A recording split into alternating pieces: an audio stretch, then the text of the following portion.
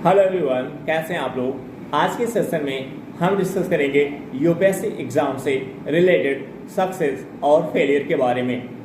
जो भी पॉइंट हम यहाँ पे डिस्कस करेंगे वो सभी पॉइंट यूपीएससी एग्जाम की तैयारी करने का 6 से 7 सालों का जो खुद का मेरा अनुभव है, जिसमें से कुछ समय दिल्ली में रह के कोचिंग की मदद से तैयारी की थी, आफ्टर डैट सेल्फ स्टडी के माध्यम से, उस अनुभव के आधार पर डिस्कस करेंगे। यदि आपको यूपीएससी एग्जाम में बार बार फेलियर का सामना करना पड़ रहा है तो आप इस फेलियर को कैसे मैनेज करें और एक पॉजिटिव अप्रोच से अपनी यात्रा को कैसे आगे बढ़ाएं और आप सफलता प्राप्त कर सकें।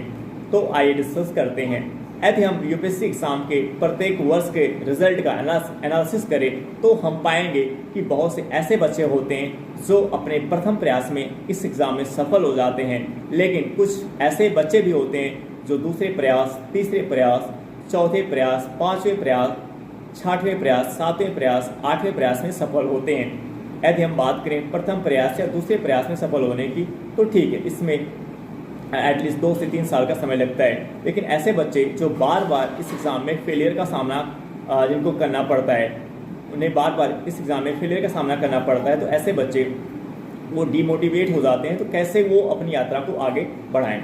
तो सबसे पहले अगर हम बात करें कि वो जो ऐसे बच्चे होते हैं जो अपने प्रथम प्रयास में सफल हो जाते हैं, दूसरे प्रयास में सफल हो जाते हैं, तो इन बच्चों को देख करके जो एक दूसरी कैटेगरी होती है जिसको बार बार फेलियर का सामना करना पड़ रहा है, उससे ऐसा लगता है कि ये जो बच्चे प्रथम प्रयास में और दूसरे प्रयास में सफल हो रहे हैं, ये बहुत ही टैलेंटेड हैं, ये अलग प्लैनेट से आए हैं, इनके पास एक्स्ट्रा कुछ ऑर्डिनरी है जिस कारण से सफल हो जा रहे हैं। जब ये आप ऐसा इसलिए सोच रहे हैं क्योंकि आपको बार बार इस एग्जाम में फेलियर का सामना करना पड़ रहा है। लेकिन अगर आप गहराई में जा करके देखेंगे, आप डीप में जा करके देखेंगे, तो आप पाएंगे कि ये जो बच्चे अपने प्रथम प्रयास और दूसरे प्रयास में सफल हो रहे हैं, आपको बाहर से लगता है कि इसमें एटलीस्ट कम से कम 2 साल या 3 साल का समय लगा है। लेकिन अगर आप इनकी बैकग्राउंड में जा करके देखेंगे, इनके बैक में जा करके देखेंगे, तो कम से कम इसमें 4 से 5 साल, 5 से 6 साल की मेहनत इन्वॉल्व होती है। जैसे बहुत से ऐसे बच्चे जिनको सही समय पे गाइडेंस मिल जाता है इस एग्ज़ाम से रिलेटेड, वो अपने ग्रेजुएशन के दौरान ही तैयारी करना शुरू कर देते हैं। ऐसे में 4 साल, अगर उन्होंने 4 साल का ग्रेजुएशन किया तो 4 साल तो उनकी तैयारी वहाँ पे हो गई। उसके बाद फिर एटलीस्ट 1 से 2 साल फिर इधर उन्होंने दे दिया, तो आप देख रहे हैं कि 5 to 6 ईयर लग जाता है।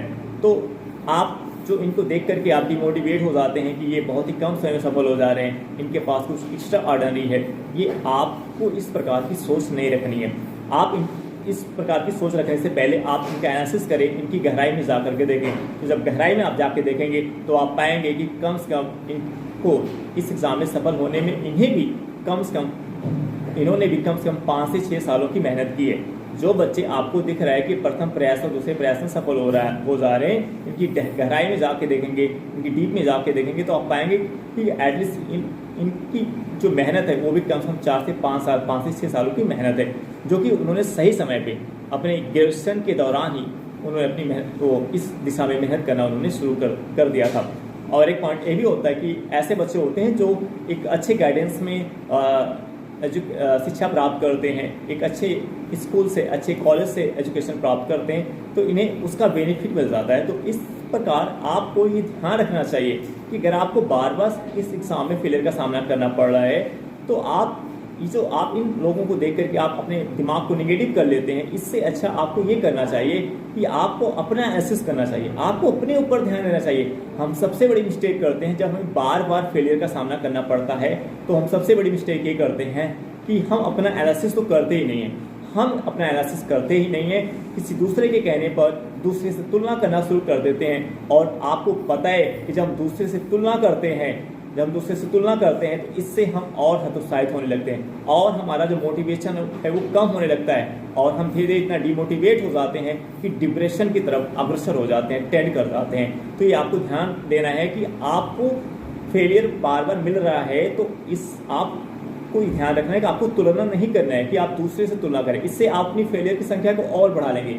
आपको अगर इस फेलियर से उबरना है, इस फेलियर से आपको आगे निकलना है, तो आपको अपना एनालिसिस करना पड़ेगा। आपको सबसे पहले अपना एनालिसिस करना पड़ेगा और आपको जो तुलनात्मक अप्रोच है इसे छोड़ देना पड़ेगा।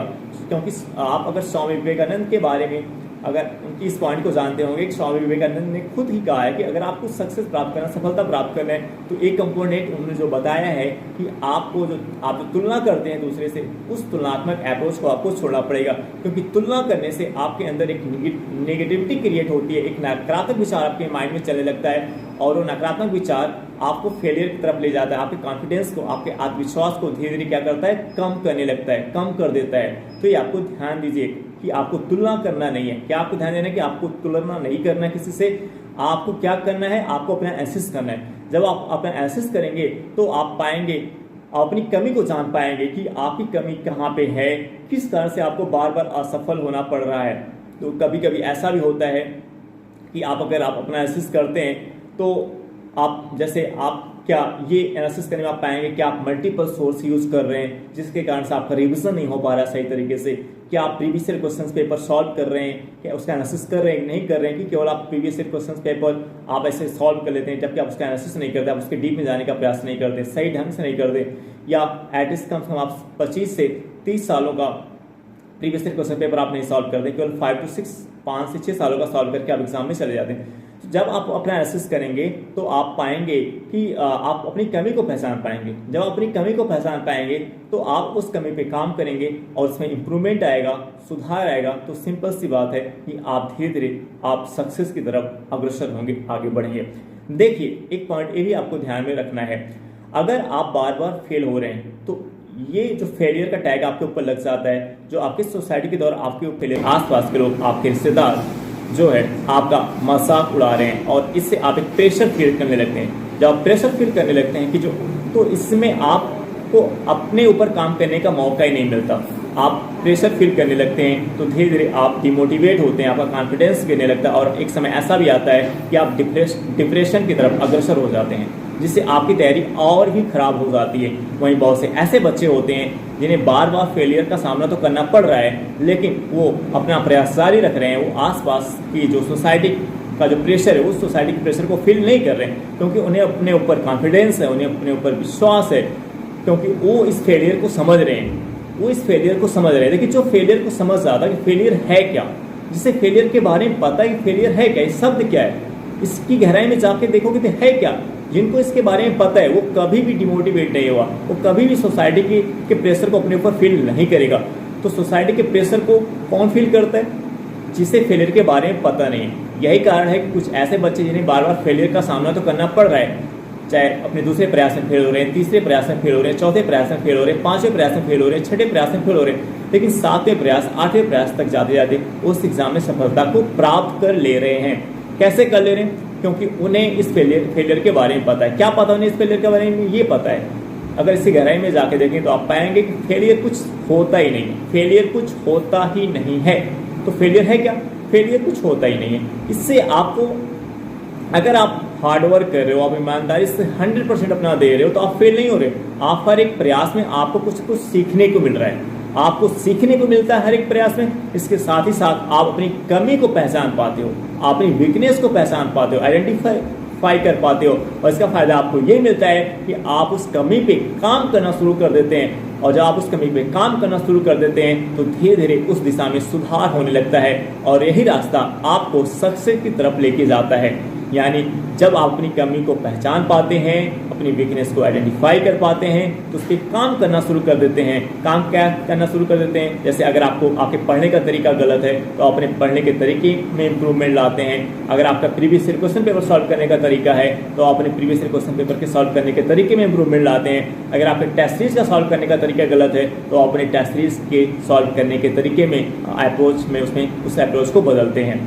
और अगर आपके रिवीजन करने का तरीका गलत है, आप रिवीजन नहीं कर पा रहे हैं, आप मल्टीपल सोर्स में उलझे हुए हैं, तो आप उस पर काम करना शुरू करते हैं और धीरे धीरे अपने सोर्स को एक सिंगल सोर्स में कन्वर्ट करते हैं, जिसके थ्रू आप मल्टीपल टाइम रिवीजन कर पाएँ। क्योंकि जब आप मल्टीपल टाइम किसी चीज़ का रिवीजन करते हैं तभी वो फैक्ट, वो कॉन्सेप्ट आपके दिमाग में अच्छी तरीके से बैठते हैं। तो ये चीज़ आप कर पाते हो। आप कैसे कर पाते हो इसको? आप क्योंकि अपनी कमी को आपको धीरे धीरे पता चलने लगता है, आइडेंटिफाई करो। क्योंकि जब तक आप अपनी कमी को नहीं पहचान पाओगे, जब तक आप अपने आप को नहीं एनालिसिस करोगे, तब तक आप अपने अंदर कुछ इंप्रूवमेंट नहीं ला पाओगे। तो फिर कैसा आप सक्सेस की तरफ बढ़ोगे?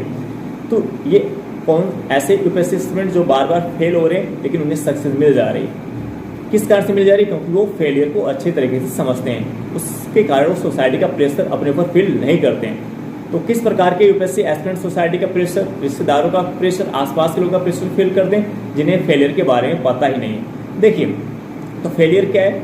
हमने आपको बताया फेलियर कुछ है नहीं। इसका फायदा आपको क्या मिलने वाला है? इससे अगर आपने हार्ड, एक शर्त है, लेकिन एक शर्त मैं आपके साथ रखूंगा कि आप इस फेलियर से तभी आपको फायदा मिलेगा जब आप हार्ड वर्क कर रहे हो, आप पूरा 100% अपना दे रहे हो, आप मेहनत से, ईमानदारी से मेहनत करिए, भले फेल हो रहे हैं, उस फेलियर को मत ध्यान दीजिए। आप अपने प्रयास को 100% अपना प्रयास दीजिए, क्योंकि आप जब अपना प्रयास 100% देंगे, आप मेहनत करेंगे, तो आपको इस एग्जाम के अप्रोच के बारे में आपको धीरे धीरे आपको जानकारी मिलने लगेगा। आप हर फेलियर से कुछ ना कुछ इसके बारे में सीख पाओगे। आपका जो हार्ड वर्क है वो धीरे धीरे आपका जो हार्ड वर्क है वो स्मार्ट वर्क में धीरे धीरे कन्वर्ट होने लगेगा।